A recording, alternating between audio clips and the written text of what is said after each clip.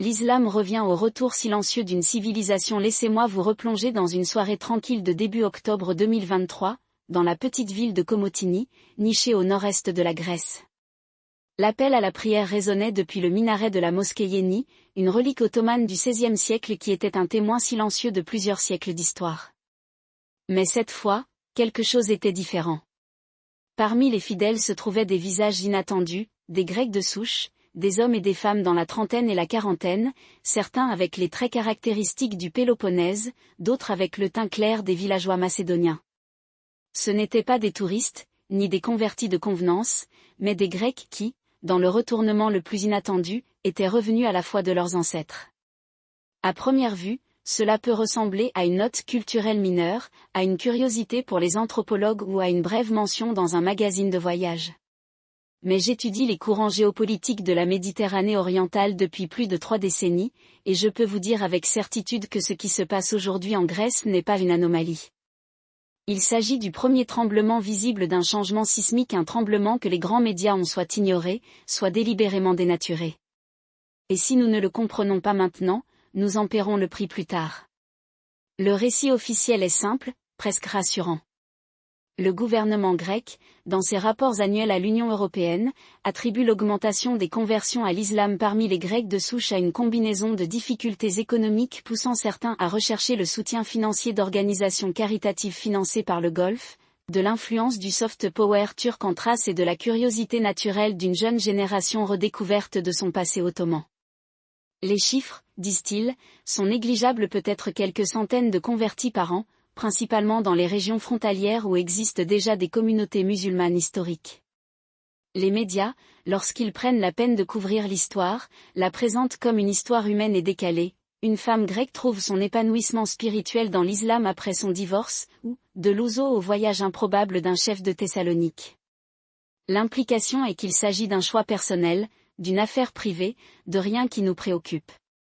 Mais il y a un problème avec ce récit. Ce n'est pas seulement incomplet, c'est activement trompeur.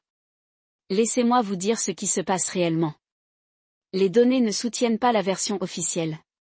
Selon les chiffres du ministère grec de l'Éducation, le nombre d'étudiants inscrits dans l'enseignement religieux islamique en Thrace a presque doublé au cours des 5 dernières années, non pas à cause de l'immigration, mais à cause des conversions.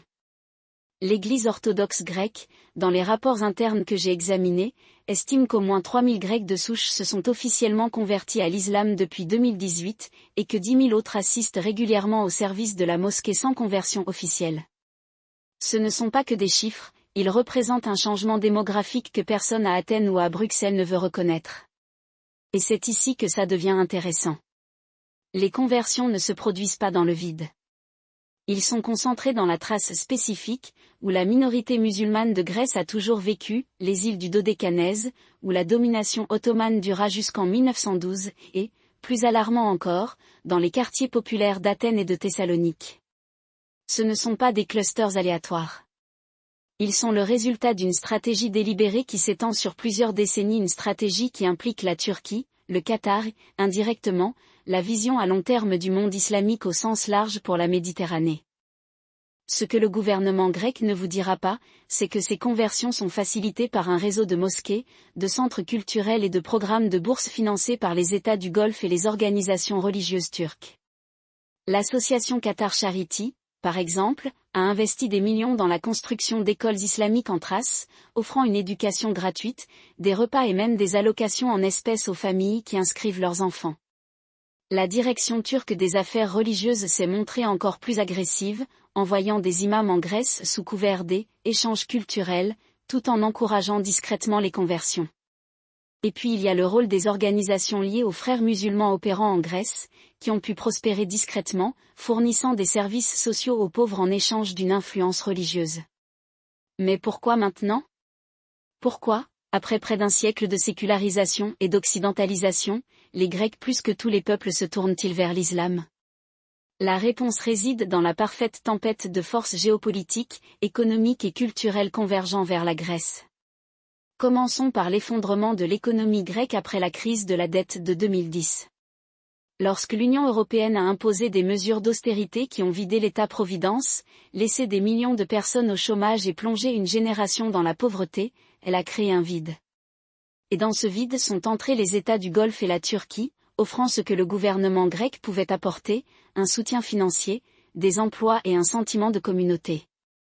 Pour un jeune grec qui lutte pour nourrir sa famille, le choix entre l'austérité et la promesse d'une allocation mensuelle d'une organisation caritative financée par le Qatar n'est pas du tout un choix. Ensuite, il y a la dimension culturelle. La Grèce, malgré ses profondes racines chrétiennes orthodoxes, a toujours été un carrefour de civilisation. Pendant près de 400 ans, sous la domination ottomane, l'islam n'était pas seulement une religion mais l'ordre politique et social dominant. Le souvenir de cette époque ne s'est jamais complètement effacé. Dans les villages du Péloponnèse, on trouve encore des Grecs âgés qui se souviennent de leurs grands-parents parlant turc, qui se souviennent des vieilles maisons ottomanes avec leurs balcons en bois, qui racontent des histoires de derviches soufis et d'érudits islamiques. Pour certains, la conversion n'est pas un rejet de l'identité grecque, c'est un retour à celle-ci. Mais le facteur le plus critique, dont personne en Occident ne veut parler, est la stratégie à long terme de la Turquie visant à réaffirmer son influence en Méditerranée orientale. Sous Recep Tayyip Erdogan, la Turquie a mené une politique de néo-ottomanisme, une vision qui cherche à restaurer le rôle historique d'Ankara en tant que puissance dominante dans la région. Une partie de cette stratégie consiste à cultiver une population musulmane loyale en Grèce, pas seulement la minorité turque existante en Thrace, mais aussi des Grecs de souche qui peuvent servir de cinquième colonne en cas de conflit futur. J'ai vu les rapports classifiés des renseignements. Les diplomates turcs à Athènes et à Komotini ont été chargés d'identifier et de former des convertis potentiels, en leur offrant des bourses pour étudier en Turquie, des emplois dans des pays turcs et même une citoyenneté accélérée. L'objectif n'est pas seulement religieux, il est géopolitique. Une Grèce avec une population musulmane croissante est une Grèce qui peut être influencée, soumise à des pressions, voire déstabilisée si nécessaire. Et Erdogan, qui n'a jamais caché son ambition de contester la souveraineté grecque dans la mer Égée, sait que la démographie est l'arme ultime. Maintenant, laissez-moi tranquille, je ne dis pas que chaque Grec converti est un agent turc. Loin de là. Beaucoup sont sincères dans leur foi, attirés par la discipline spirituelle de l'islam, par l'accent mis sur la justice sociale ou par sa résistance au matérialisme de la culture de consommation occidentale. Mais la sincérité n'annule pas la stratégie. Et le fait que ces conversions se produisent à un moment où la Turquie conteste ouvertement les revendications territoriales grecques, où le Qatar achète les infrastructures grecques et où l'UE est trop divisée pour répondre bien, ce n'est pas une coïncidence. Cela nous amène à un contexte géopolitique plus large, car ce qui se passe en Grèce n'est qu'un front dans une lutte beaucoup plus vaste pour le contrôle de la Méditerranée orientale. La région constitue le nouveau grand jeu, dans lequel les États-Unis, la Russie, la Chine et les puissances émergentes du monde islamique se disputent l'influence. Et la Grèce, membre de l'OTAN bénéficiant d'un emplacement stratégique, d'un long littoral et d'un passé de neutralité, constitue le champ de bataille idéal. Commençons par les États-Unis. Pendant des décennies, Washington a traité la Grèce comme un allié fiable mais secondaire, un partenaire mineur sur le flanc sud-est de l'OTAN. Mais alors que la Turquie s'éloigne de l'orbite occidentale en achetant des missiles russes S-400, en menaçant la Grèce d'une action militaire et en se rapprochant de l'Iran et du Qatar, les États-Unis ont été contraints de se recalibrer. La décision de 2019 de lever l'embargo sur les armes à Chypre, la fin de la présence militaire américaine dans la baie de Souda et les récents accords de défense avec la Grèce font tous partie d'une stratégie visant à contenir la Turquie et à assurer la domination américaine dans la région. Mais voilà, les États-Unis essaient de jouer sur les deux tableaux. D'un côté, ils veulent que la Grèce soit un allié stable et pro-occidental. De l'autre, c'est fermer les yeux sur les forces mêmes qui pourraient déstabiliser la Grèce de l'intérieur, à savoir la montée de l'islam politique, financé par l'argent du Golfe et encouragé par la Turquie. L'accent mis par l'administration Biden sur les droits de l'homme et la liberté religieuse, bien que noble en théorie, a eu pour conséquence involontaire de donner du pouvoir aux organisations islamiques en Grèce qui ont des liens avec les frères musulmans et d'autres groupes au programme douteux. Les rapports annuels du département d'État américain sur la liberté religieuse, par exemple, ont critiqué à plusieurs reprises la Grèce pour le traitement qu'elle réserve à sa minorité musulmane sans reconnaître qu'une partie de cette minorité est désormais artificiellement expulsée à travers des campagnes de conversion. Et puis il y a la Russie. Moscou a toujours considéré la Grèce comme un coin potentiel du flanc sud de l'OTAN. Pendant la guerre froide, l'Union soviétique a entretenu des liens étroits avec le Parti communiste grec. Aujourd'hui encore, la Russie maintient une forte présence culturelle et économique en Grèce. L'Église orthodoxe russe, qui entretient des liens étroits avec le Kremlin, s'oppose discrètement à l'influence turque et du Golfe en finançant des œuvres caritatives chrétiennes orthodoxes et des médias en Grèce. Mais la stratégie russe est plus subtile que celle de la Turquie. Au lieu de pousser aux conversions, il joue le jeu à long terme, se positionner comme le défenseur des valeurs chrétiennes traditionnelles contre l'empiètement de l'islam politique. Et n'oublions pas la Chine. Pékin fait des percées en Grèce depuis des années, notamment grâce à ses investissements dans le port du Pirée, devenu une plaque tournante clé de l'initiative chinoise La Ceinture et la Route. Mais l'intérêt de la Chine pour la Grèce va au-delà de l'économie. Dans le cadre de sa stratégie plus large visant à contester la domination américaine, Pékin entretient des relations avec les communautés musulmanes en Europe, notamment en Grèce. Les médias d'État chinois ont même commencé à couvrir la montée de l'islam en Grèce, la présentant comme une réponse naturelle à la décadence occidentale et un signe de l'influence croissante du monde islamique. Alors, qu'en est-il de la Grèce ? Pris entre le marteau et l'enclume. D'un côté, vous avez la Turquie et les États du Golfe, qui militent en faveur d'une Grèce plus islamique. De l'autre, les États-Unis et l'Union européenne, qui souhaitent que la Grèce reste une démocratie laïque et alignée sur l'Occident, mais ne sont pas disposés à fournir le soutien économique nécessaire pour contrer l'attrait du financement islamique. Et en arrière-plan, la Russie et la Chine attendent d'exploiter toute faiblesse. Les implications militaires de cette situation sont profondes. La Grèce est aux prises avec une confrontation tendue avec la Turquie au sujet des frontières maritimes de la mer Égée et de la Méditerranée orientale. La découverte de réserves de gaz naturel dans la région n'a fait qu'augmenter les enjeux, les deux pays menant des exercices militaires et se menaçant mutuellement de guerre. Mais alors que l'accent a été mis sur les affrontements navals et les violations de l'espace aérien, la véritable bataille se déroule sur le front intérieur à travers la démographie, la culture et la religion. Imaginez qu'il s'agisse d'une future crise dans la mer Égée, où la Turquie menace d'une action militaire sur un gisement de gaz controversé. Les États-Unis et l'OTAN, craignant un conflit plus large, font pression sur la Grèce pour qu'elle recule. Mais cette fois, il y a un rebondissement.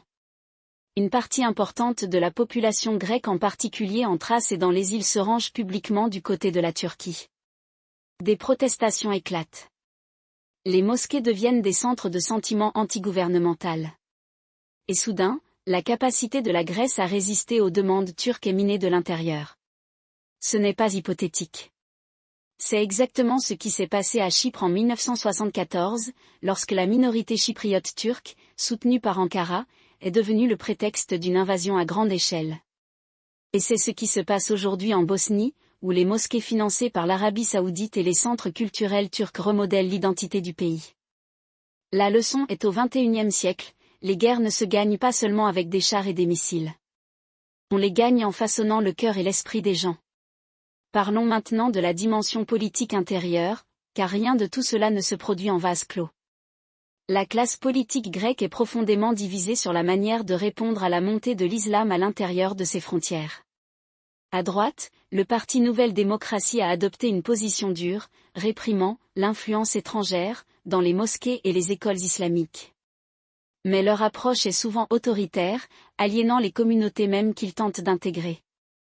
À gauche, Syriza s'est montré plus accommodant, définissant la question comme une question de liberté religieuse et de multiculturalisme. Mais leurs politiques ont par inadvertance donné du pouvoir à des groupes liés à l'islam politique, créant ainsi une réaction négative au sein de l'opinion publique grecque. Le résultat est un pays de plus en plus polarisé. D'un côté, il y a les nationalistes qui voient l'islam comme une menace existentielle pour l'identité grecque. De l'autre, vous avez des progressistes qui rejettent toute inquiétude concernant les conversions en les qualifiant d'islamophobie. Et au milieu, vous avez une majorité silencieuse, des Grecs inquiets de ce qui se passe mais qui ne savent pas comment réagir.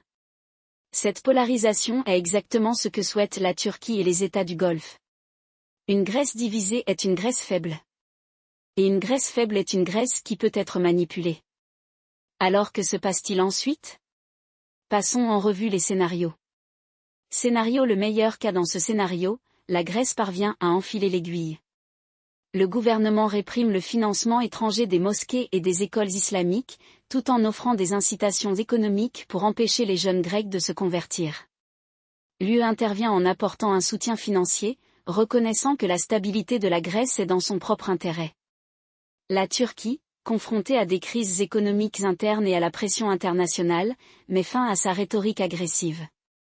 Les conversions se font au compte-gouttes et la Grèce reste une démocratie laïque et alignée sur l'Occident. Mais soyons honnêtes, ce scénario est un fantasme. Les forces en jeu sont trop puissantes et les incitations trop mal alignées. L'UE est trop divisée pour agir de manière décisive, la Turquie est trop attachée à sa vision néo-ottomane et l'économie grecque est trop fragile pour résister à l'attrait de l'argent du Golfe. Scénario le plus probable dans ce scénario, les conversions se poursuivent à un rythme soutenu, mais la Grèce évite une déstabilisation pure et simple. Le gouvernement adopte une politique de confinement, permettant à l'islam de se développer dans certaines régions tout en maintenant un contrôle strict sur le reste du pays. La Turquie et les États du Golfe, satisfaits de leur influence en Thrace et dans les îles, évitent de trop forcer. Les États-Unis et l'UE, préoccupés par d'autres crises, acceptent cela comme le nouveau statu quo. Mais c'est un équilibre fragile. Tout étincelle une confrontation navale avec la Turquie, une crise économique, une attaque terroriste pourrait plonger la Grèce dans le chaos. Et même si ce n'est pas le cas, la tendance à long terme est que la Grèce devient lentement, inexorablement, plus islamique. Non pas dans le sens d'un État islamique, mais dans le sens d'un pays où l'islam n'est plus une religion marginale mais une force culturelle et politique importante. Scénario le pire des cas dans ce scénario, les conversions s'accélèrent, alimentées par le désespoir économique et les financements étrangers. La Turquie, enhardie par ses succès en Syrie et en Libye, commence à soutenir ouvertement les mouvements séparatistes musulmans grecs en Thrace. Les États-Unis et l'Union européenne, distraits par d'autres conflits, ne parviennent pas à réagir à temps. Le système politique grec se fracture, les partis nationalistes gagnant du terrain et le gouvernement perdant le contrôle de ses frontières. Le pays devient un champ de bataille entre nationalistes laïcs, factions islamiques et puissances étrangères. C'est le scénario qui m'empêche de dormir la nuit. Parce qu'une fois le génie sorti de la bouteille, il est presque impossible de le remettre en place. Et les conséquences ne se feraient pas seulement sentir en Grèce, elles se répercuteraient dans toute l'Europe, enhardissant les mouvements islamiques dans les Balkans et au-delà. Alors que faut-il faire ? La première étape consiste à reconnaître le problème car il ne s'agit pas d'une question de liberté religieuse, mais d'une lutte géopolitique pour l'âme de la Grèce. L'Occident ne peut pas se permettre de traiter cette question comme une question de droits de l'homme tout en ignorant les implications stratégiques. Les États-Unis et l'UE doivent fournir à la Grèce le soutien économique dont elle a besoin pour contrer l'attrait de l'argent du Golfe. Ils doivent faire pression sur la Turquie pour qu'elle mette fin à ses campagnes secrètes de conversion. Et ils doivent travailler avec le gouvernement grec pour intégrer sa population musulmane sans permettre aux puissances étrangères de l'exploiter. Mais plus important encore, l'Occident doit repenser toute son approche de la Méditerranée orientale.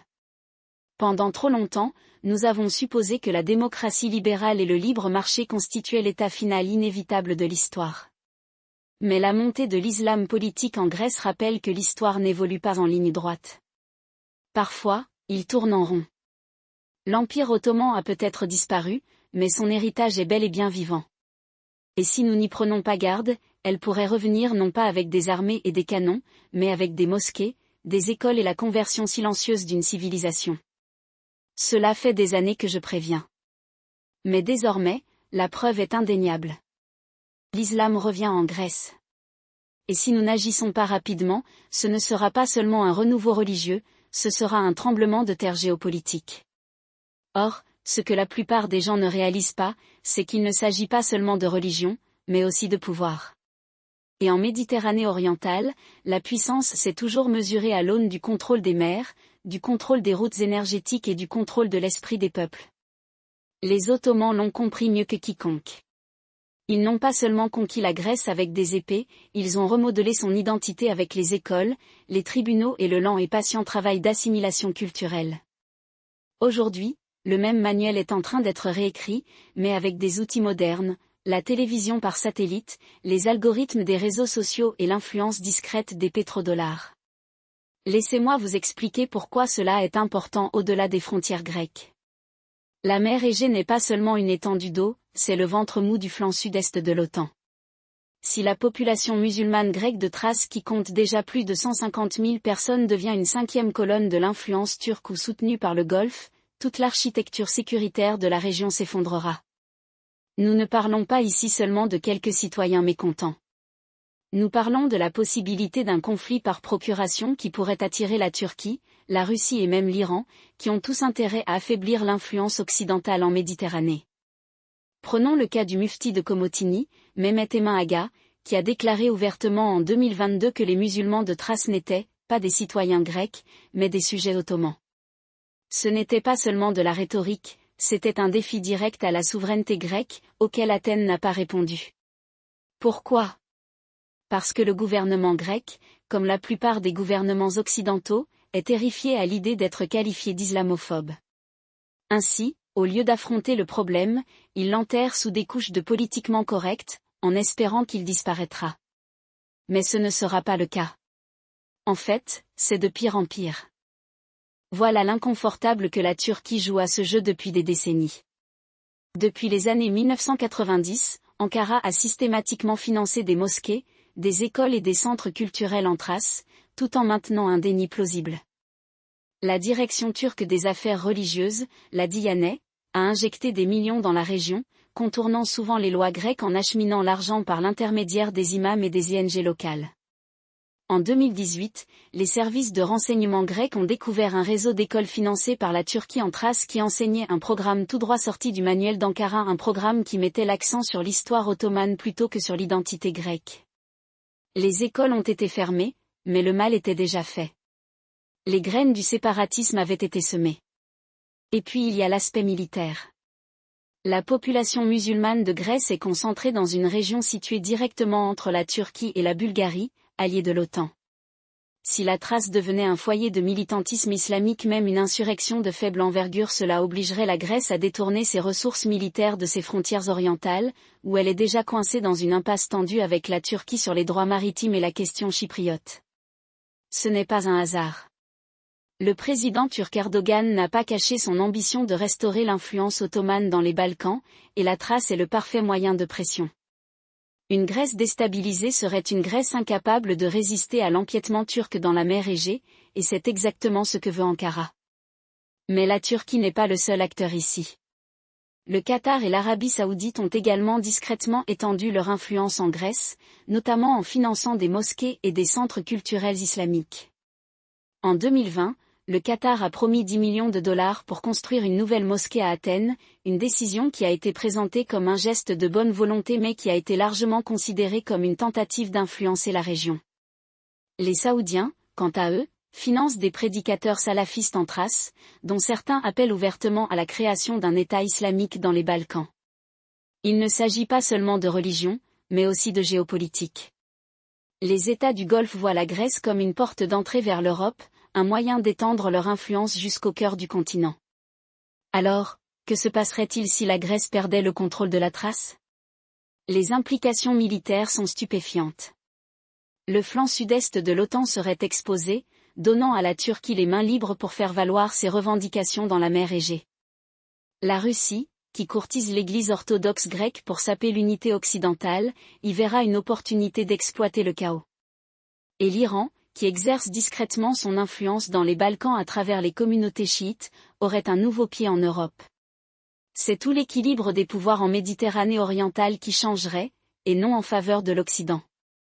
Mais voilà, personne à Bruxelles ou à Washington ne semble s'en soucier.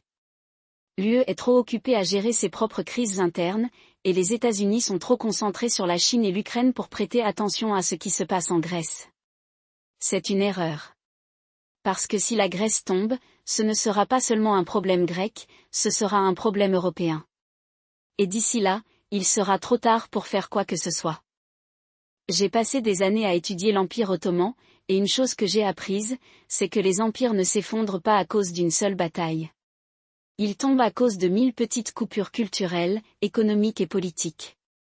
Les Ottomans n'ont pas perdu la Grèce en 1821 à cause d'un seul soulèvement. Ils l'ont perdu parce qu'ils avaient laissé leur emprise sur la région s'affaiblir au fil des décennies, jusqu'au moment où les Grecs pouvaient enfin se libérer. Aujourd'hui, L'Occident fait la même erreur. C'est ignorer le lent et patient travail de subversion culturelle, en espérant que la démocratie libérale triomphera d'elle-même.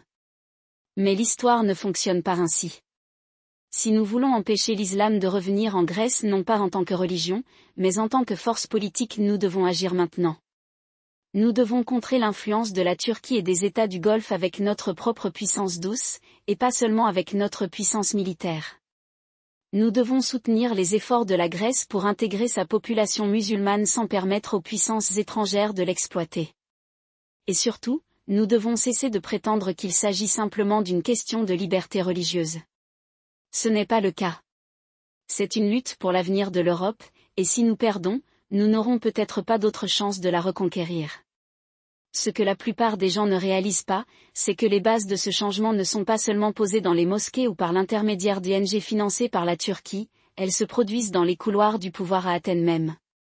L'establishment politique grec, malgré toute sa posture de défense de l'hellénisme, s'est montré remarquablement complaisant face à la lente érosion de son intégrité culturelle et démographique. Prenons le cas de la soi-disant minorité musulmane de Thrace, une communauté d'environ 120 000 personnes, pour la plupart turcophones, qui vivent en Grèce depuis l'époque ottomane.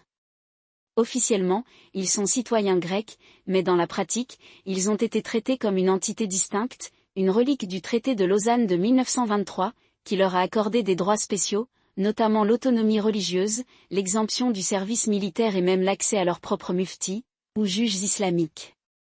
Voici l'inconfortable, cet arrangement, censé être un compromis temporaire, est devenu un coin permanent. Les muftis, censés être des chefs religieux, se sont transformés en agents politiques, agissant souvent comme mandataires d'Ankara.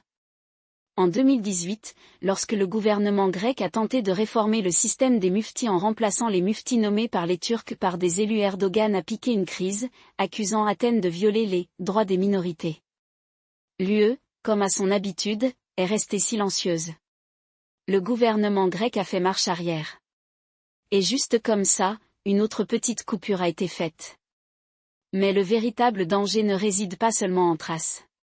C'est dans les villes. Athènes, Thessalonique et même les îles, des lieux où la population musulmane a augmenté, non pas par une migration massive, mais par un lent mais régulier flux de conversion. Dans certains cas, l'islam offre un sentiment d'appartenance, une communauté, voire un soutien financier de la part d'organisations caritatives financées par le Golfe. D'autres sont de jeunes Grecs, désillusionnés par l'Occident, qui se tournent vers l'islam comme une forme de résistance, un moyen de rejeter l'ordre libéral qu'ils considèrent comme corrompu et décadent. Et puis il y a les opportunistes et les politiciens, les hommes d'affaires, les personnalités médiatiques qui voient l'islam comme un moyen de s'attirer les faveurs de la Turquie ou des États du Golfe, ou simplement de couvrir leurs paris dans un monde en mutation. Laissez-moi vous expliquer pourquoi c'est important. La Grèce est à la croisée des chemins. L'économie du pays est encore fragile, ses institutions faibles et sa société profondément polarisée. Le parti d'extrême droite Aube Dorée a peut-être été démantelé, mais ses idées n'ont pas disparu. La gauche, quant à elle, est trop occupée à mener des batailles internes pour proposer une vision cohérente pour l'avenir. Et le centre ? Il est coincé dans un cycle de réflexion à court terme, espérant que s'il ignore le problème, il disparaîtra. Mais ce ne sera pas le cas.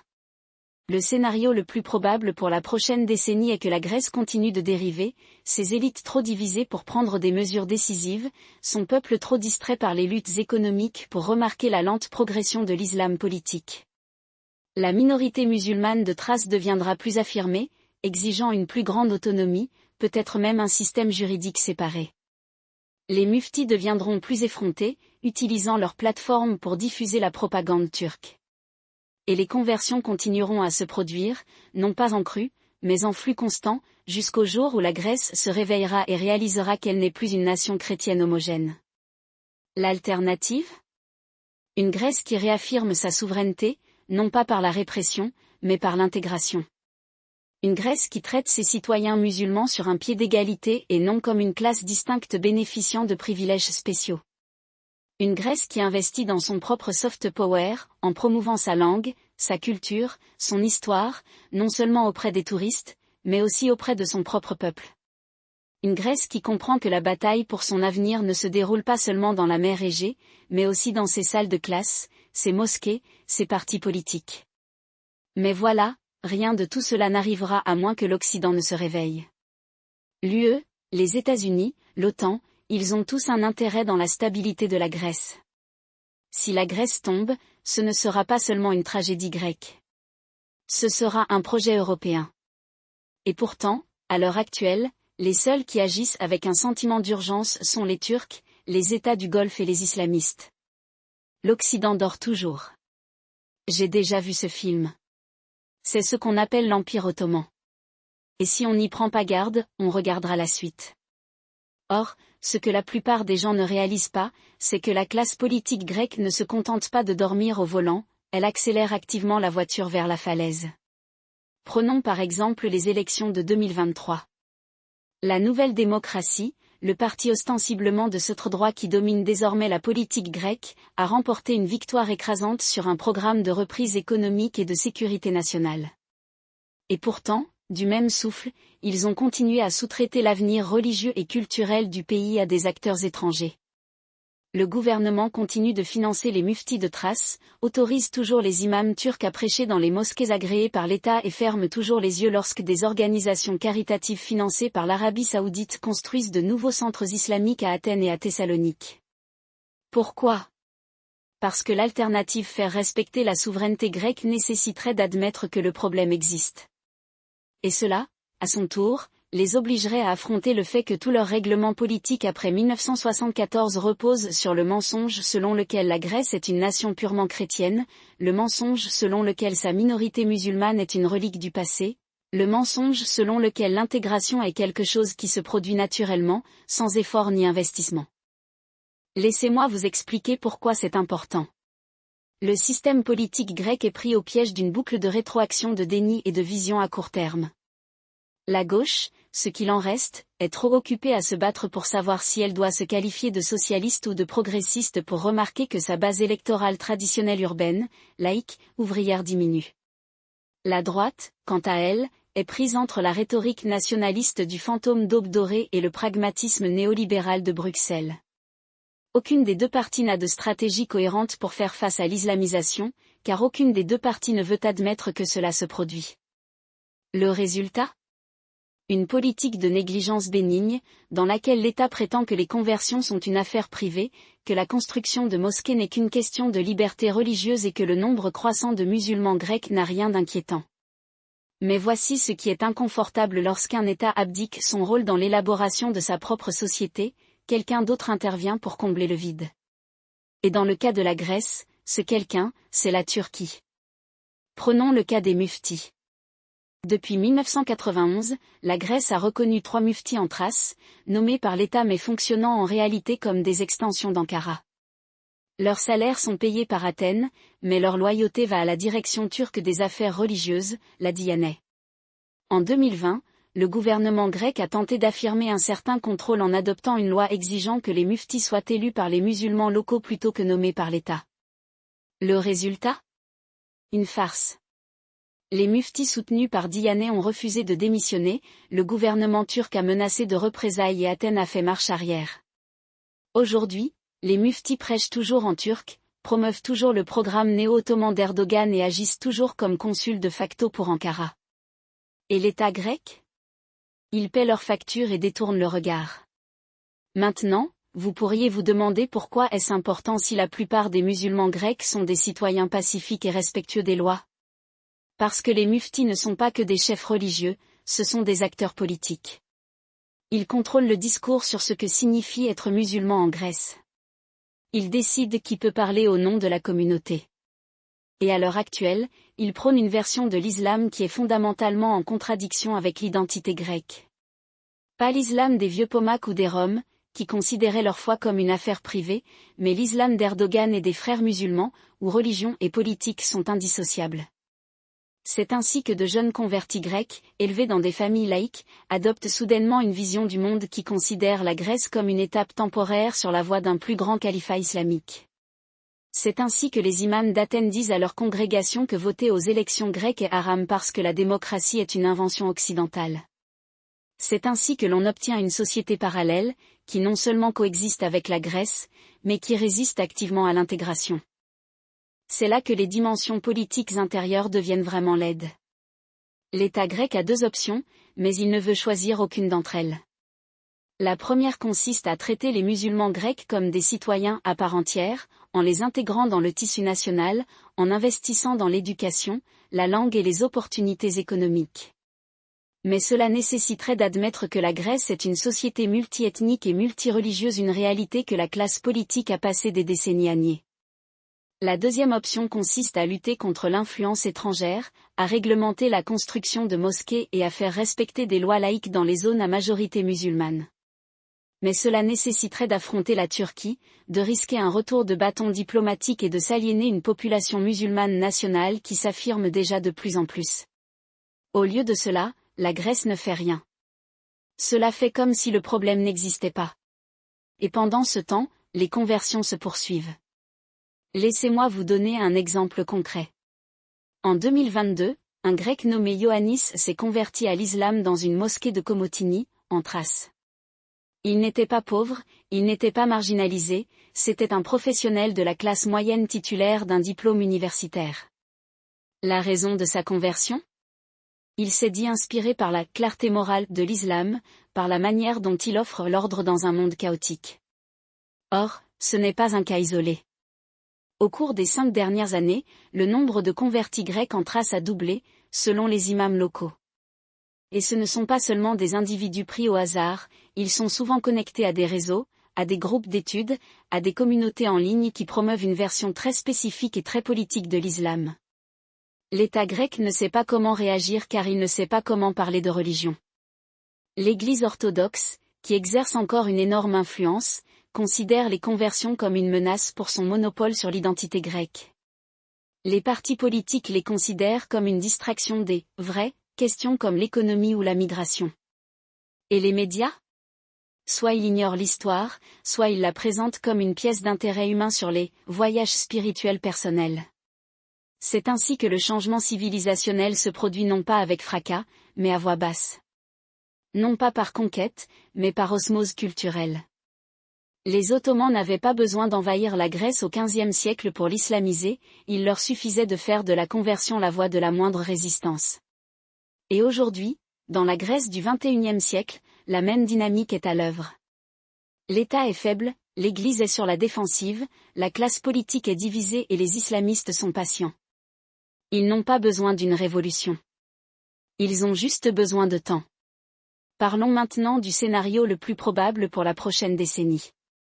Si les tendances actuelles se poursuivent et il n'y a aucune raison de penser qu'elles ne se produiront pas, la Grèce connaîtra une augmentation lente mais régulière des conversions, en particulier parmi les jeunes Grecs urbains qui se sentent étrangers à l'identité orthodoxe du pays. La minorité musulmane de Thrace deviendra plus affirmée, exigeant une plus grande autonomie, voire même poussant à un système juridique distinct basé sur la charia. Le gouvernement turc continuera d'utiliser les muftis et les mosquées comme outils de soft power, érodant ainsi la souveraineté grecque de l'intérieur. Et l'État grec ? Il continuera à prétendre que rien de tout cela n'arrive, jusqu'au jour où il sera trop tard pour faire quoi que ce soit. Mais il existe un autre scénario, moins probable mais pas impossible. La Grèce pourrait se réveiller. Il pourrait commencer à traiter ses citoyens musulmans comme des Grecs d'abord et comme des musulmans ensuite. Il pourrait investir dans l'éducation, dans les programmes linguistiques, dans le développement économique des régions à majorité musulmane. Il pourrait réprimer le financement étranger des mosquées et des écoles islamiques. Cela pourrait promouvoir une version de l'identité grecque qui soit inclusive mais non relativiste, dans laquelle on peut être grec et musulman, mais on ne peut pas être grec et rejeter les normes fondamentales de la société grecque. Cela nécessiterait du courage politique, ce qui fait actuellement défaut à Athènes. Mais ce n'est pas impossible. La question est-elle, la Grèce agira-t-elle avant qu'il ne soit trop tard ? Ou va-t-il continuer à somnambuler vers un avenir où les minarets seront plus nombreux que les cloches des églises, où l'appel à la prière résonnera sur l'acropole, où le drapeau d'une puissance étrangère flottera sur le bureau du mufti à Komotini ? L'Occident ne sauvera pas la Grèce. L'UE ne sauvera pas la Grèce. Seule la Grèce peut se sauver. Et pour l'instant, ce n'est même pas essayé.